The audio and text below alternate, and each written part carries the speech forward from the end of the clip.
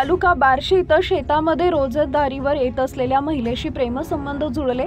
वारंवार पैसे दिले नाही तर वाद घालत तू संबंध ठेवले नाही तर पोलिसात गुन्हा दाखल करीन अशा त्रासाला कंटाळून विवाहित शेतकऱ्यानं गळफास घेऊन आत्महत्या केल्याप्रकरणी महिलेवर बार्शी तालुका पोलीस ठाण्यात गुन्हा दाखल झाला आहे।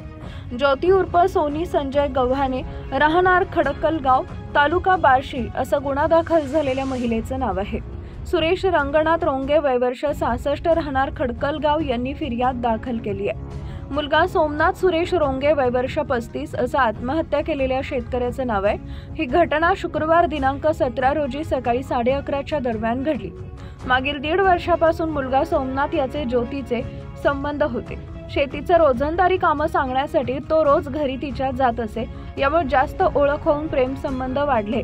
सोमनाथ तिला पैसे देत असत, पैसे दिले नाही की ती वादविवाद करत असे। तू संबंध ठेवले नाही तर तुझ्यावर गुन्हा दाखल करेन अशी धमकी देत असे। सोमनाथ यास तुझा विवाह झाला आहे, पत्नी 2 मुलं आहेत, नादी लागू नको असं सांगितलं तर ज्योती गव्हाणे हिला देखील सांगितलं। तिने यापुढे नादी लागणार नाही, त्यास बोलणार नाही असं म्हटली होती। वारंवार तुला पोलिसात अडकवीन अशी धमकी गव्हाणे देत असल्यानं सोमनाथ तणावात होता। शुक्रवार दिनांक 17 रोजी सकाळी 9 वाजता आम्ही सर्वजण घरी असताना तो शेतामध्ये कांद्याला पाणी देण्यास गेला।